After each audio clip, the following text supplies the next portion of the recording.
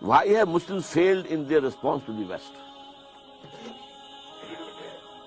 ہماری فیلیور کا سب سے بڑا سبب یہ ہے، میں ایک تو بیان کروں گا وہ اسپینگلر کا پوائنٹ آف ویو. تہذیبیں اور قومیں اٹھتی ہیں، اپنے عروج کو پہنچتی ہیں، پھر گرتی ہیں، پھر ختم ہو جاتی ہیں. 12 تہذیبیں ٹوائنبی کے نزدیک ختم ہو چکی ہیں. ہمارا بھی معاملہ یہ تھا کہ ہمارا ایک اوپر کی جو موومنٹ تھی، اپر موومنٹ، وہ عربوں کی زیر قیادت تھی. عرب قوم، nascent potential from the desert area, فطرت کے مقاصد کی کرتا ہے نگہبانی، یا بندہ صحرائی یا مرد کوہستانی، بندہ صحرائی. اس کے بعد کیا ہوا؟ اسلام تو خلافت راشدہ کے بعد سے ڈکلائن شروع ہو گیا، اب ملوکیت آ گئی، وہ اسلام کا نظام شورائی جو ہے حکومت کی سطح پر ختم ہو گیا. لیکن عرب بڑھتے گئے بڑھتے گئے بڑھتے گئے بڑھتے گئے، پھر بوڑھے ہو گئے، پھر مر گئے. ان کی موت کے لیے 2 چیزیں ذہن میں رکھیے. پہلے کروسیڈرز نے آ کر ان کی جو ہے پٹائی کی، لاکھوں کو قتل کیا ہے. یہ جب 1099 میں یروشلم فتح کیا ہے کروسیڈرز نے، تو جتنا قتل عام ہوا ہے کہ گھوڑوں کے گھٹنوں تک خون کی ندیاں بہہ رہی تھیں یروشلم کی گلیوں کے اندر. اور یہ لکھنے والے ویسٹرن جو ہے آتھرز ہیں، انہوں نے شرم کے ساتھ سر جیسے معلوم ہوتا ہے کہ نیچے کیا ہوا ہے، اور شرما کر بات لکھ رہے ہیں. حقیقت کو لکھا ضرور ہے انہوں نے. اور اس کے بعد تاتاریوں کے ہاتھوں آئے اور کروڑوں مسلمان قتل ہوئے. Not lakhs, note it, literally کروڑوں. پوری خارزم شاہ کی حکومت عظیم ترین، دی گریٹر خراسان، دی خراسان بزرگ، دی گریٹر خراسان، ختم. ایسا بھی کیا ہے کہ ایک شہر کی ساری آبادی کو قتل کیا اور ان کے دھڑ تو پھینک دیے، صرف سر جو ہے سرے ایک جگہ جمع کیے، ایک پہاڑی کی شکل دی ان کو، اس کے اوپر تخت جمایا گیا اور کسی تاتاری وحشی سردار نے اس تخت پہ بیٹھ کے شراب پی. This happened in the 13th century of Christian era. 1258 میں فال آف بغداد کے ساتھ عرب قوم کی موت واقع ہو گئی. قومیں رہتی ہیں، اس کے بعد ان کے لیے قیادت نہیں تھی. اس کے بعد سے مسلم ورلڈ کی، مسلم امہ کی قیادت عربوں کے ہاتھ میں نہیں ہے. ہاں، اللہ کی طرف سے یہ معجزہ ہو گیا، جنہوں نے کروڑوں مسلمانوں کو قتل کیا تھا وہ خود اسلام لے آئے. ہے آیا فتنہ تاتار کے افسانے سے، پاسباں مل گئے کعبے کو صنم خانے سے. اس کے بعد 4 عظیم ترین مملکتیں جو بنی ہیں انڈیا میں، کون تھے یہ؟ خاص طور پر مغل، ترکان تیموری، یہ ترک تھے.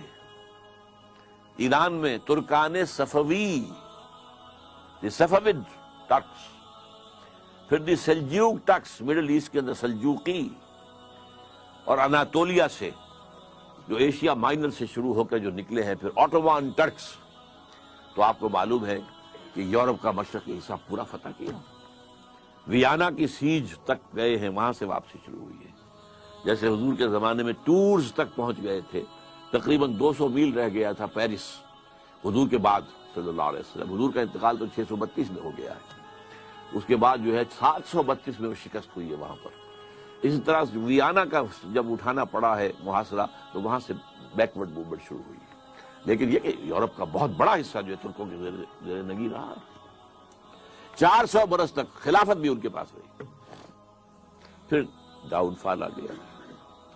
اب ہم اس دوسرے ڈاؤن فال کے لوئسٹ ایب پر کھڑے ہوئے ہیں، اور یہ لوئسٹ ایب شروع ہوا ہے 1924 سے. 1924 میں خلافت ختم، صرف ایک سمبل تھا، a symbol of Muslim unity.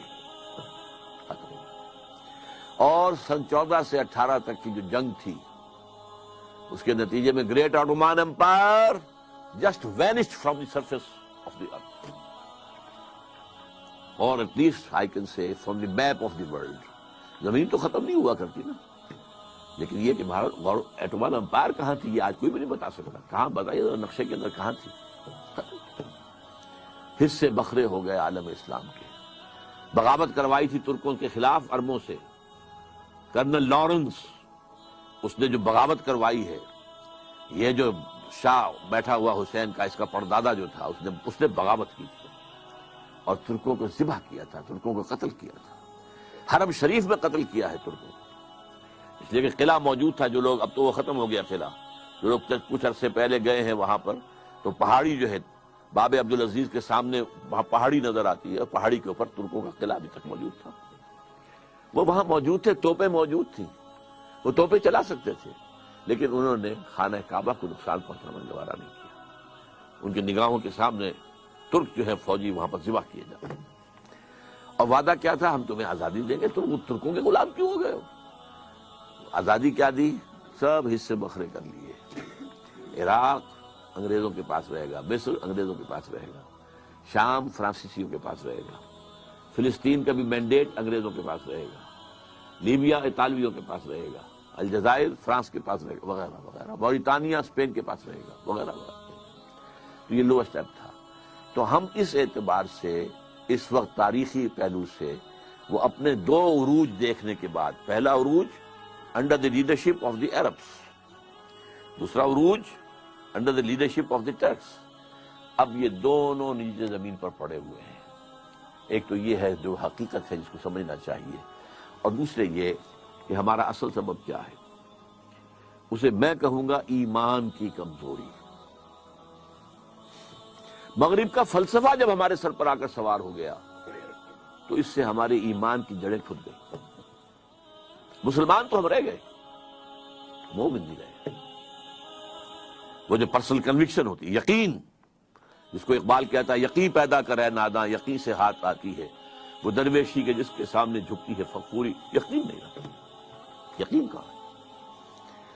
We have only a racial creed, یہ ہمارا ایک نسلی عقیدہ ہے جو والدین سے ہمیں منتقل ہو گیا۔ We are Muslims only because we were born of Muslim parents, that's all. Do we really believe in Allah? Do we really believe He is all powerful? Do we really believe He is present everywhere? Do we really believe in the life hereafter? That it is the real life? And it is the eternal life. Do we believe? جانبداری نہ کیجیے، اپنے غریبانوں میں جھانکیے۔ اور یہ تو آپ لوگ وہ ہیں جن کا ایک دینی ذوق ہے، مزاج ہے، آپ سوچ رکھتے ہیں، آپ چل کر آئے ہیں یہاں۔ آپ لوگوں کا کیا حال ہے؟ چاہے وہ جدید تعلیم یافتہ لوگ ہیں اور چاہے وہ عوام الناس ہیں، ایمان کہاں ہے؟ اور ایمان کیوں ختم ہوا یہ بھی نوٹ کر لیجیے۔ اس کی تشخیص کی تھی 20ویں صدی عیسوی کے مفکر اعظم، قرآن سے دوری، قرآن کو بند کر دو، انہیں علم کلام میں الجھا دو، انہیں تصوف میں مگن کر دو، مست رکھو ذکر و فکر صبح گاہی میں سے۔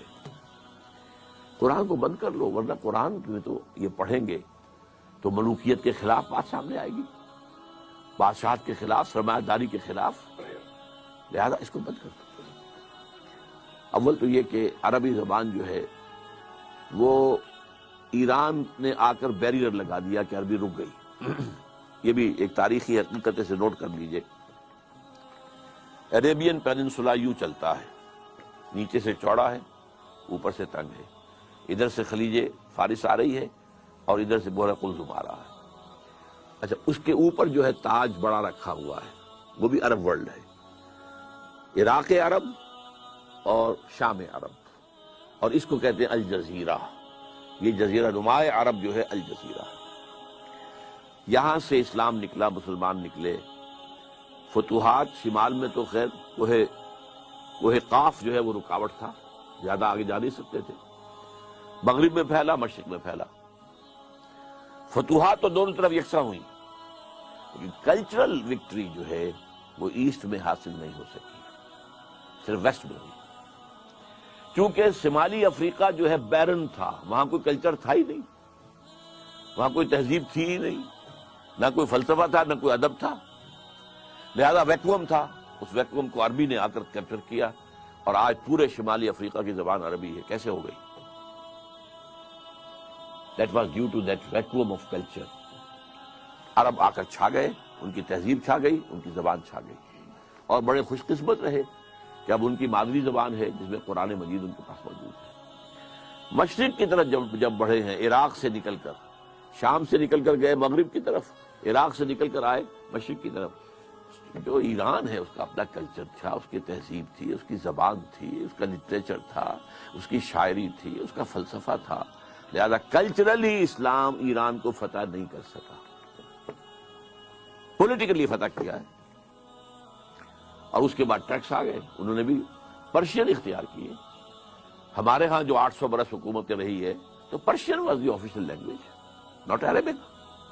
عربی جاننے والے جو ہیں وہ تو صرف چند مولوی لوگ ہوتے تھے، اور وہ بھی عربی کہاں جانتے تھے، وہ تو فقہ پڑھتے تھے اصل میں۔ اس لیے کہ 3 عہدوں کے لیے آدمی درکار تھے، سول سروس تھی یہ ان کی مسلمان حکومتوں کی، کہ انہیں قاضی چاہیے، magistrates, they must be expert in law, مفتی چاہیے، یورس کنسلٹنٹس، مفتی، اور خطیب چاہیے جامع مسجدوں کے لیے۔ اس کے لیے انہوں نے نظام بنایا، ایک تعلیمی نظام، اس میں زیادہ زور نہ عربی زبان پر ہے نہ قرآن پر ہے، سارا زور فقہ پر ہے۔ لہذا یہاں پر عربی آئی ہی نہیں، قرآن مجید سے ہمارا تعارف ہوا ہی نہیں۔ یہ تو آج سے تقریباً سمجھیے کہ 300 برس پہلے شاہ ولی اللہ دہلوی رحمۃ اللہ علیہ نے قرآن کو کھولا ہے، فارسی میں ترجمہ کیا ہے، حالانکہ ان کے خلاف بغاوت ہو گئی تھی اور مولویوں نے فساد کھڑا کر دیا تھا، انہیں جرم کیا ہے، ترجمہ کیا ہے، قرآن کا ترجمہ کیا فارسی میں۔ ان کو قتل کرانے کے لیے ولایتی بلا لیے گئے تھے۔ ولایتی کون ہے؟ افغان۔ ایک دوسرا چونکہ ملک تھا نا، یہ ولایت تھا، یہ افغانستان جو ہے یہ ولایت تھا۔ تو جیسے کہیں سے ہمارے ہاں مکرانی جو ہے وہ جرائم پیشہ لوگ مشہور تھے کراچی میں، مکرانی کی شکل دیکھ کر آدمی ڈرتا تھا، اس طرح یہ افغانی جب آتے تھے ولایتی، تو ولایتی بلا لیے گئے تھے کرائے کے قاتل، اور مسجد فتح پوری جو جہاں سے کہ شروع ہوتا ہے ان کا جو کون سا ہے، چاندنی چوک، وہاں اس کے سرے کے اوپر جو فتح پوری مسجد ہے، اس میں عصر کی نماز کے بعد حدیث کا درس دیتے تھے شاہ صاحب، اور طے یہ تھا کہ جب وہ نکلیں گے تو قتل کر دیں گے وہ پٹھان جو کھڑے ہوئے ہیں۔ لیکن کچھ اللہ نے ان کی ایسا روب ان کے اندر پیدا کر دیا، دہشت پیدا ہو گئی ان کے اندر، ان کے ہاتھ نہیں اٹھے، otherwise he would have been killed. تو قرآن کھولا ہے کچھ تھوڑا سا۔ آج بھی ہمارے ہاں بہت سے مذہبی حلقے ہیں جو قرآن کا ترجمہ کرنے کو غلط کہتے ہیں۔ ایک بہت بڑی تحریک ہے تبلیغی جماعت کی، 15 لاکھ لوگ جہاں جمع ہوتے ہیں، ان کے نزدیک قرآن کا ترجمہ کرنا غلط ہے۔ قرآن پڑھو اور ثواب لو، باقی مسئلہ پوچھنا مولوی سے پوچھو، تم کیوں پڑھتے ہو قرآن؟ تم قرآن پڑھو گے گمراہ ہو جاؤ گے۔ یہ صحیح ہے، نیم حکیم خطرہ جان، نیم ملا خطرہ ایمان۔ اگر آپ اسی طریقے سے پڑھیں گے کہ گہرائی میں نہیں جا رہے ہیں تو آپ گمراہ ہوں گے۔ یضل بہ کثیرا ویہدی بہ کثیرا، قرآن مجید کی شان قرآن خود بیان کرتا ہے۔ اللہ تعالیٰ اسی کے ذریعے سے بہت سو کو گمراہ کر دیتا ہے، اسی کے ذریعے سے بہتوں کو ہدایت دیتا ہے۔ تو ایک حد تک ان کی بات صحیح ہے، لیکن اگر اس خطرے سے آپ قرآن کو بند رکھیں گے تو قرآن ہی سے ایمان پیدا ہوتا ہے، اور وہ ایمان پیدا ہوگا تو پھر دوبارہ اسلام زندہ ہوگا، ورنہ ممکن نہیں۔